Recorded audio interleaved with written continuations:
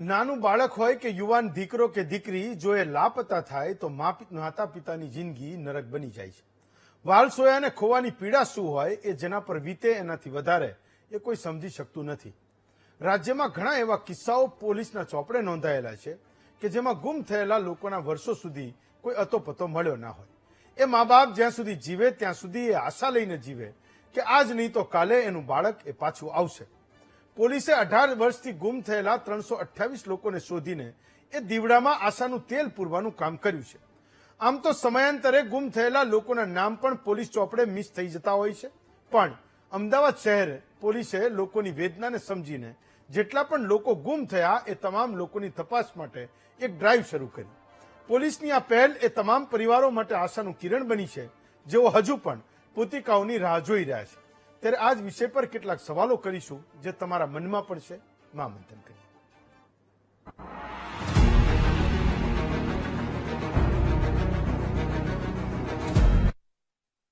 તો સૌથી પહેલા હું એ પોલીસ અધિકારીને જોડીશ જે આ ડ્રાઈવમાં સામેલ છે, જે અમદાવાદ પોલીસનો એક પક્ષ પણ રાખે કે વાસ્તવમાં આ ડ્રાઈવનો ઉદ્દેશ શું હતો, હેતુ શું હતો અને એને સફળતામાં મળ્યું છે શું. હું સૌથી પહેલા જીતેન્દ્ર અગ્રવાલને જોડીશ જે ઝોન 5ના એ પોતે ડીસીપી છે અમદાવાદમાં. સર, મહામંથનમાં આપનું સ્વાગત કરું છું. મારો પહેલો સવાલ કે આમ તો પોલીસ એ તમામ ગુમ થયેલા લોકોને કાયમ શોધતી હોય છે. હું ફરિયાદ નોંધાવું, તમારે શોધવું તો પડે જ, મારો કોઈ સ્વજન હોય તો. પણ આ ડ્રાઈવનો ઉદ્દેશ શું હતો? કેમ એ કોન્સન્ટ્રેટેડ એફર્ટ્સ કરવા પડ્યા શોધવા માટે? પોલીસ કમિશનર અમદાવાદ શહેર અને અધિક પોલીસ કમિશનર સેક્ટર 2 એમના માર્ગદર્શન હેઠળ કુલ 2007 થી 2025 દરમિયાન કુલ 2328 નાગરિકોની જે ગુમ જાણવાજોગ ફરિયાદ નોંધાયેલી હતી અને તે પરત મળેલા નહોતા, જેથી તેઓની અમે પુનઃ સમીક્ષા કરી અને મિસિંગ ડ્રાઈવનું આયોજન કર્યું હતું અને એની અંદર અમે કુલ 328 જે ખોવાયેલા વ્યક્તિઓ હતા એમને શોધી કાઢ્યા છે. સર, આ તમે જે સ્પેશિયલ એફર્ટ કર્યા અથવા તો એ ડ્રાઈવ ચલાવી, તો એવા કેટલાય લોકોને એ આશા જાગી છે કે પરિવાર, અમારા જે બાળકો ખોવાયા, યુવાનોની વાત તો ઠીક છે, આપણે સમજીએ છીએ કે એ કેમ નોંધાવાય છે ફરિયાદો, પણ જે લોકોના બાળકો ખોવાયા એમને એક આશા અમારી જાગી. જ્યારથી ગુમ જાણવાજોગ નોંધ દાખલ થાય છે ત્યારથી અમારા પ્રયત્નો સતત ચાલુ જ હોય છે. આ ડ્રાઈવની અંદર અમને કુલ 8 નાની છોકરીઓ જે 18 વર્ષથી નીચેની હતી અને 13 નાના છોકરાઓ જે 18 વર્ષથી નીચેના હતા એ પણ અમને મળી આવ્યા છે.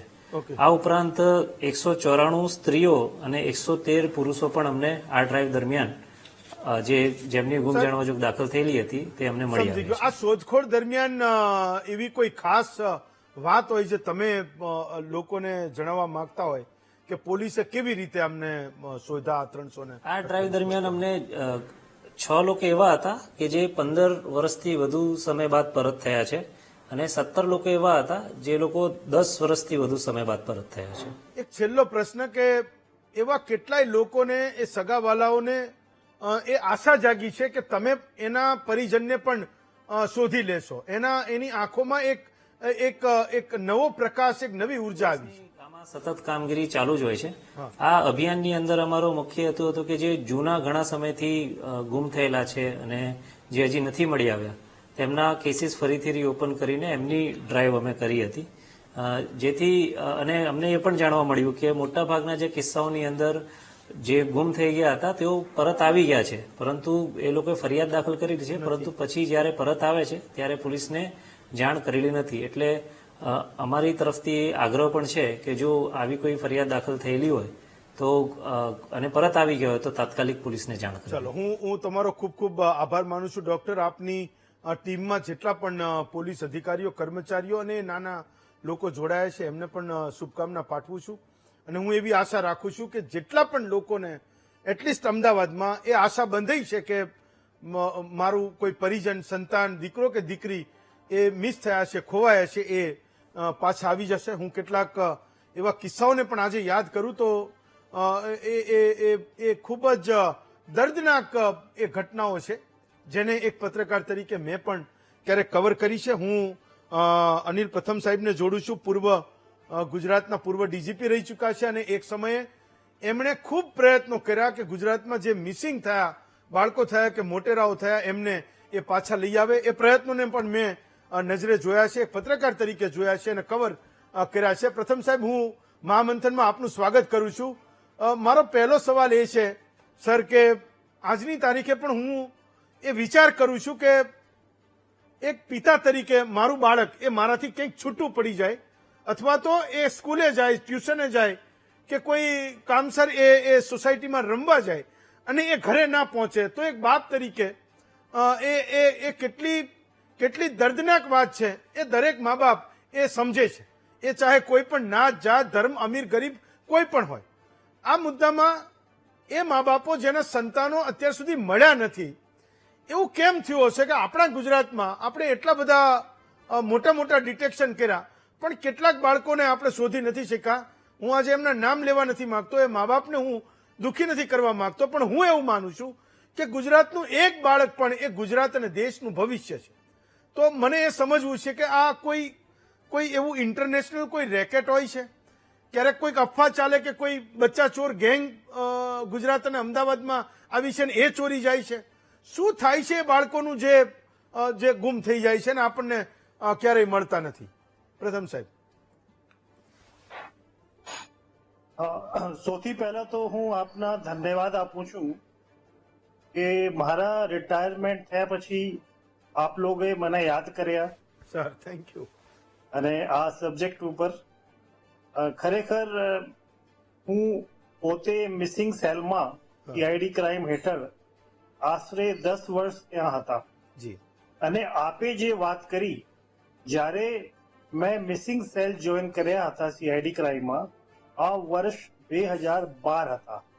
અને આપ તોને ખબર હશે 2012માં એક સુપ્રીમ કોર્ટમાં પીઆઈએલ થઈ હતી, જેમાં સુપ્રીમ કોર્ટે ગુજરાત સરકાર સિવાય બાકી બધા રાજ્યના ચીફ સેક્રેટરીને પણ અને ડીજીપીને પણ બોલાવ્યા હતા કે ખરેખર તમે શું પગલા લીધેલા છે. કેમ કે એવી છાપ ઉભી થઈ હતી કે પોલીસ જે મિસિંગ બાળકોના જે કેસો છે એને સિરિયસલી ઇન્વેસ્ટિગેટ નથી કરતી. કેટલા સમય બીજા ઇમ્પોર્ટન્ટ અને સિરિયસ ક્રાઇમને આપે છે એને નથી આપતી. એવા એક પીઆઈએલમાં રજૂઆત થઈ હતી. તો એના પગલે ભારત સરકાર અને ગુજરાત સરકારે પણ એક ખાસ મુહિમ શરૂ કરી હતી. અને રિસર્ચમાં એવું પણ વાત થઈ હતી કે જે બાળકો ગુમ થાય છે, આ બાળકો પરત નથી આવતા, તો કદાચ એમાં હ્યુમન ટ્રાફિકિંગના એંગલ તો નથી. આ પણ એક બહુ મુખ્ય મુદ્દા હતા. કેમ કે પોલીસ પ્રયત્નો કરે છે, બાળકો મળી જાય છે. બીજી જે વાત અત્યારે અમને જે ડીસીપી 5 કરેલી છે કે અમુક કેસમાં જ્યારે વ્યક્તિ અથવા બાળક પરત આવી જાય છે પણ આ પોલીસને જાણ કરતા નથી. તો એટલા માટે પોલીસ રેકોર્ડમાં આ ગુમ છે એવા રેકોર્ડ ઉપર આવે છે.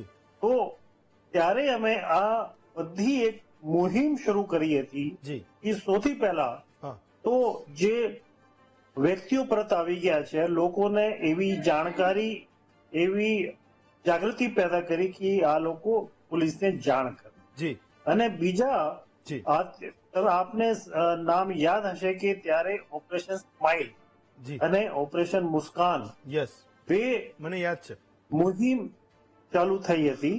અને એમાં જે પોલીસ છે એ પોતાના પોલીસ સ્ટેશનના જ્યુરિસ્ડિક્શન સિવાય બીજા રાજ્યમાં અને બીજા જિલ્લામાં પણ ત્યાં જતી હતી અને બાળકને પરત શોધીને એના પેરેન્ટ્સને આપતી હતી. તો એમાં બહુ કામ થયા છે. સાથે સાથે હ્યુમન ટ્રાફિકમાં પણ બહુ કેસો થયા હતા. તો એવા એફર્ટ્સ અમે કર્યા હતા અને હ્યુમન ટ્રાફિકના એંગલ પણ એમાં છે, જે એક તપાસના વિષય છે. આપે કંઈ કહેવા માંગતા? સર, હું એ પૂછવા માંગતો હતો કે માનો કે વિશ્વા જે અમદાવાદમાંથી ગુમ થઈ, હું જયારે સવાલ પૂછું છું તો મને એવું થયું કે હું એ નામ પણ લઉં કે સુપ્રીમ કોર્ટ સુધી મામલો જાય, એ દીકરી મળે નહીં અને આજની તારીખ સુધી એના મા બાપ એની રાહ જોતા રહે.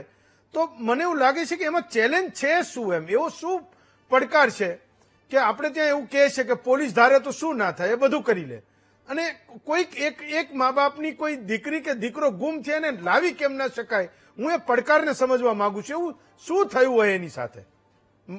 કોઈ મેં કીધું કે કોઈ ગેંગ ચાલતી હોય, કોઈ એવું રેકેટ ચાલતું હોય કે શું થાય? એમ એને કોઈ ધરતીમાં સમાઈ જાય ને આસમાન એને ગળી જાય એવું તો થાય નહીં. એના 2-3 કારણો હોઈ શકે છે. હા, જેમ મેં વાત કરી હા, કે હ્યુમન ટ્રાફિકિંગ હા, એક એંગલ છે. હા, હ્યુમન ટ્રાફિકિંગમાં અગર વાત કરીએ તો એક મુદ્દા આ છે કે છોકરીઓને હમ, અથવા નાના બાળકને હમ, પ્રોસ્ટિટ્યુશન રેકેટમાં ધકેલાય, હમ, નંબર 1. હમ, નંબર 2, હમ. આપ જાણો છો કે જે બોડીના જે ઇમ્પોર્ટન્ટ અને વાઇટલ પાર્ટ છે હા, એને કાઢવા માટે પણ બાળકોના ઇસ્તેમાલ થાય છે હા, અને એની હત્યા જેવી થાય છે. હા, નંબર 3, હા, જે ગલ્ફ એરિયા છે અથવા જે વિદેશ છે હા, ત્યાં પણ બાળકોની લેબર માટે, હા, લેબર હ્યુમન ટ્રાફિકિંગ માટે ત્યાં સપ્લાય થતી હોય છે. હા, જ્યારે માની લો કે પોલીસે બધી તપાસ કરી, નથી મળ્યા, હા, એના જે ઘરવાળા છે જી, આ લોકોએ બધી જગ્યાએ ખાતરી કરી, નથી મળ્યા, જી, તો એક પ્રશ્ન ઉભા થાય છે જી, કે કદાચ એવી તો કોઈ જગ્યા નથી.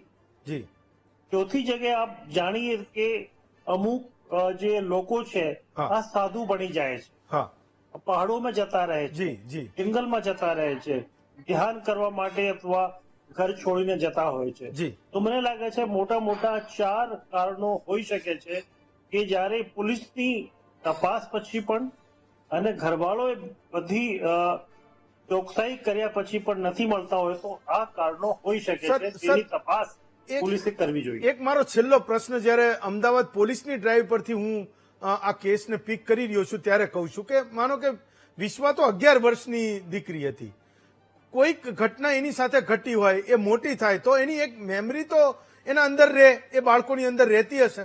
એને ખબર તો હોય કે એ ક્યાંના છે. આજના 10, 11, 12 વર્ષના બચ્ચાઓને તમે જુઓ તો એની મેમરી શાર્પ હોય છે. માનો કોઈક ઉઠાવીને લઈ પણ ગયું, પણ એનો જીવ છે, એ જીવતા છે, કોઈ રીતે એનું એક્ઝિસ્ટન્સ છે, તો ગમે ત્યારે એના ઘરનો સંપર્ક તો કરે કોઈ ના કોઈ રીતે, કાં તો પાછા આવી જાય. આવી કોઈ શક્યતાઓ છે ખરી અત્યારે જેટલા આટલી ઉંમરના સંતાનો જેમના ગુમ થયા છે એના માટે? એમાં 2 શક્યતા હોઈ શકે જી. છે. પહેલી શક્યતા એવી છે હા. કે કોઈ લવ અફેર હોય હા, અને આ કોઈને કહેવા ન માંગતી હોય ઓકે, પોતાના પેરેન્ટ્સને, ઓકે, અને પોતાની રીતે જ અંજાન રહેવા માંગતી હોય, એક આ શક્યતા છે. ઓકે, બીજી, હા, કોઈ શરમના મારે કોઈ એવા ગ્રુપમાં ફસી ગઈ હોય, હા, ઓર્ગેનાઇઝ ગેંગમાં ફસી ગઈ હોય યસ, કે એના કારણે કંઈ કહેવા નથી માંગતી. ફાઇન, ચલો. આ 2 કારણો હોઈ શકે છે કે જે આ જિંદા છે હા, અને કહેવા નથી માંગતી. ચલો હું, એના સિવાય જે મેં અગાઉ પણ વાત કરી હા, કે જે બ્લડ જે ઓર્ગન ટ્રાન્સપ્લાન્ટેશનના જે કામ છે જી, એના કારણે હા, હત્યા જેવા, મર્ડર જેવા પણ હ્યુમન ટ્રાફિકિંગના એક પાર્ટ છે જે થઈ શકે. ચલો ફાઇન. હવે જ્યાં સુધી નહીં મિલે ત્યાં સુધી આ બાબતમાં કહેવાનું સર, અમે કંઈ પ્રથમ કહી શકતા નથી, હું પણ શક્યતા નકારી શકતા નથી. ફાઇન. હું આપનો ખૂબ ખૂબ આભાર માનું છું. આપ અમારી સાથે જોડાયા. એ સાથે સાથે અંતર્મનથી પ્રભુને પ્રાર્થના પણ કરું છું કે જેટલા પણ મા બાપ એ અમદાવાદ પોલીસની એક ડ્રાઈવથી જેના મનમાં આશા જાગી છે, ગુજરાતની નાનામાં નાની એ થાણાની પોલીસ પણ એ પ્રયત્નો કરશે કે એના વિસ્તારમાં કોઈ યુવાન તો ઓકે, એ આપણે સમજીએ છીએ કે એમાં શું મુદ્દો હોઈ શકે, જે પ્રથમ સાહેબે પણ કીધું, પણ જેમાં બાળકોનો મુદ્દો છે, જેની ઉંમર 10, 11, 12, 13 વર્ષ છે, એવા બાળકોના કેસમાં એ પોલીસ સંવેદનશીલ બનશે. જ્યાં પણ એને જરૂર લાગશે એક્શન કરશે. કંઈ મળે ના મળે, પણ હું માનું છું કે એવા મા બાપોની એ દુઆ મળશે અને લોકોને ભરોસો પણ બેસશે કે આખરે એ સુરક્ષાની ચિંતા, મારી સુરક્ષાની ચિંતા કરનારાને ખરેખર એ મારી સુરક્ષાની ચિંતા છે એવું પ્રસ્થાપિત થશે. અમદાવાદ પોલીસની આ ડ્રાઈવ એવું માનું છું કે ગુજરાતના નાનામાં નાના એ પોલીસ થાણા સુધી પહોંચે એવી અંતર્મનથી પ્રાર્થના પણ કરું છું. આજે વિરમું છું. આવતીકાલે વધુ એક નવા વિષય સાથે ફરી મળીશું.